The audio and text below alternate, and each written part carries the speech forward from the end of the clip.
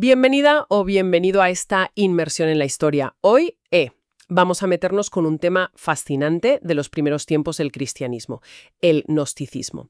Tenemos como base un anexo doctrinal que, detalla esta corriente y también la respuesta de la Iglesia primitiva, allá por el siglo II, en tiempos del Papa San Higinio. Nuestro objetivo, pues, desentrañar qué era el gnosticismo, por qué fue un desafío tan grande y cómo reaccionó la Iglesia. Una reacción que, de hecho, ayudó a definir su propia identidad. Vamos, un viaje a debates antiguos que igual resuenan todavía hoy. Exacto. Analizaremos esas ideas centrales del gnosticismo, que eran complejas, la verdad, y veremos las estrategias de la Iglesia para salvaguardar la esencia de la fe. Es una ventana muy interesante a la formación doctrinal. Perfecto, pues entremos ya. La palabra clave es gnosis, conocimiento. Pero, ¿qué tipo de conocimiento? Suena misterioso. Sí, lo era. Hablamos de un supuesto conocimiento secreto, reservado a una élite, ¿sabes? Según ellos, era la única vía real para la salvación. No se basaba en la fe común que predicaba la Iglesia, ¿no? Era una revelación como privada, superior. Por definición, no para todos. O sea, ya de entrada algo elitista frente a un mensaje que se presentaba como universal. Y aquí el texto menciona un concepto clave, dualismo radical. ¿Qué significa eso exactamente? Pues significaba que veían una oposición tremenda e irreconciliable entre espíritu y materia. El espíritu era bueno, divino, pero la materia, Mala. exacto, intrínsecamente mala, una prisión. Creían que el mundo material era una creación defectuosa, hecha por un Dios inferior. Un Dios inferior, espera, ¿no el Dios creador del que habla el Génesis? No. Ese Dios inferior, al que llamaban Demiurgo, era distinto del Dios supremo y bueno. A veces lo veían como ignorante, otras como malicioso. Claro, esto chocaba frontalmente con la idea judeocristiana de un único Dios bueno que crea todo y dice que es bueno. Era dinamitar esa visión. Vaya, una cosmología totalmente diferente. ¿Y si la materia es mala? ¿Qué pasaba con Jesús? ¿Cómo encajaba un Dios hecho carne? El texto habla de docetismo. Es la consecuencia lógica, ¿no? Si la materia es mala, un ser divino como Cristo no podía tener un cuerpo material de verdad. Así que muchos gnósticos sostenían que Jesús solo aparentaba ser humano. Viene del griego dokein, parecer. Una ilusión, un disfraz. Algo así. Que no nació, ni comió, ni sufrió, ni murió físicamente como nosotros. Solo lo parecía. Esto es el docetismo. Conocimiento secreto, dualismo radical, demiurgo creador, Jesús solo aparente. Y mencionan también el sincretismo, que mezclaban cosas. Efectivamente. El gnosticismo era un crisol. No era un sistema único. Tomaban elementos cristianos, sí, pero los reinterpretaban a su manera. Y a eso le añadían filosofía platónica popular, religiones orientales, cultos mistéricos de la época, algo de judaísmo helenístico. Una mezcla muy particular. Una coctelera de ideas, vamos.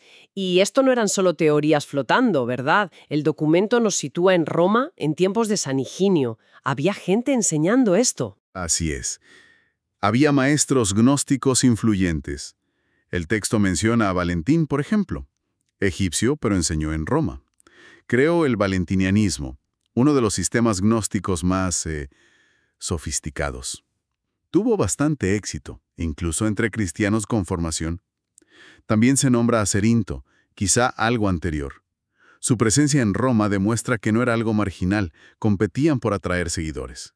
Lo que nos lleva, claro, a la reacción. Frente a este desafío, que era potente intelectualmente y atractivo para algunos, ¿qué hizo la Iglesia? ¿Cómo respondieron San Higinio y otros líderes? Pues la respuesta se fue articulando, no fue de un día para otro. Pero podemos ver varias líneas clave en los escritos de la época. Todo para dar claridad frente a la confusión y el elitismo gnóstico. ¿Cuál sería la primera línea? Fundamental, reafirmar la autoridad apostólica.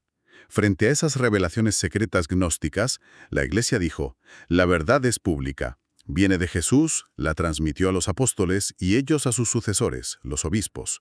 Una cadena visible, ¿sabes? La sucesión apostólica. Entiendo.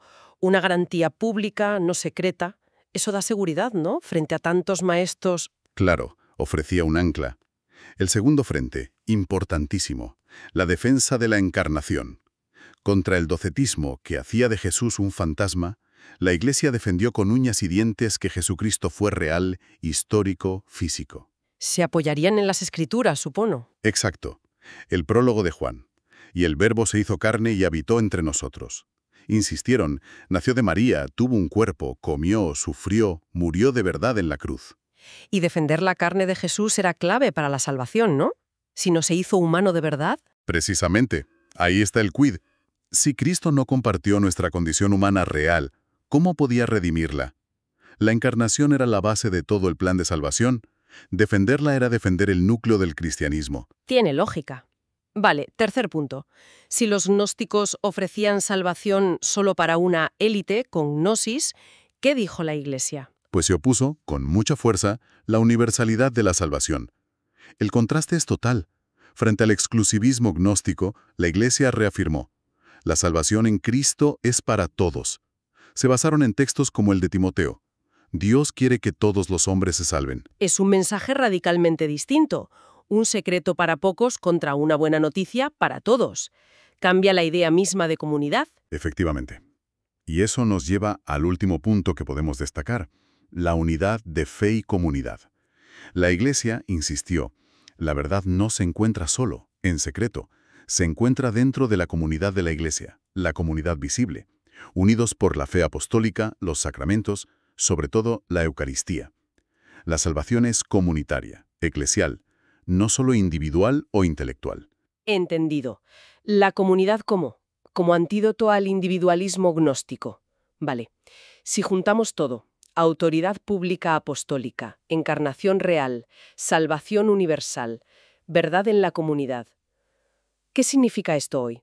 ¿Por qué recordar esta polémica del siglo II? Pues creo que es muy relevante. El choque con el gnosticismo fue un momento definitorio. El gnosticismo fue como un intento de convertir el cristianismo en otra cosa. Quizá una filosofía, un camino esotérico, pero desconectado de la historia de Jesús, de la comunidad. Plantea la pregunta de siempre, ¿no? ¿Qué es la fe cristiana? ¿Ideas, experiencia personal o algo anclado en la historia y vivido en comunidad? Exactamente. Y la respuesta de la iglesia primitiva, con gente como Higinio, fue clave para su futuro. Al decir, la fe es histórica, encarnación real, es universal para todos y es apostólica, transmitida públicamente en la iglesia. Estaban trazando las líneas maestras de lo que sería el cristianismo. No era una discusión teórica sin más, era una lucha por el alma del movimiento. O sea que, gracias a esa firmeza, la Iglesia pudo evitar, fragmentarse o diluirse en el ambiente religioso de la época. Fue una acción pastoral y doctrinal de primer orden, sí. Protegieron lo que veían como el núcleo, la bondad de la creación, la encarnación real, la salvación para todos, la Iglesia como guardiana de la fe. Sin esa respuesta, el cristianismo que conocemos, igual sería muy distinto. O quizá ni habría sobrevivido como tal. En resumen, el gnosticismo fue un desafío complejo, atractivo para algunos, con su conocimiento secreto, su dualismo, un Cristo etéreo y salvación elitista. La respuesta de la Iglesia con figuras como San Higinio fue vital para definir y defender la encarnación, la universalidad y la autoridad apostólica en la comunidad. Una lucha que marcó la identidad cristiana. Y quizá como reflexión final, podríamos preguntarnos algo. El gnosticismo histórico desapareció como sistema organizado, vale. Pero ¿no vemos hoy tendencias que recuerdan un poco esa mentalidad?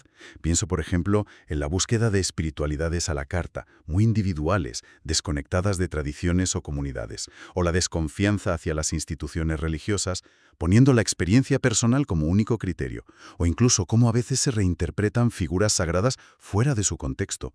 ¿No son en cierto modo ecos de esas viejas tensiones entre secreto y público, élite y universalidad, individuo y comunidad?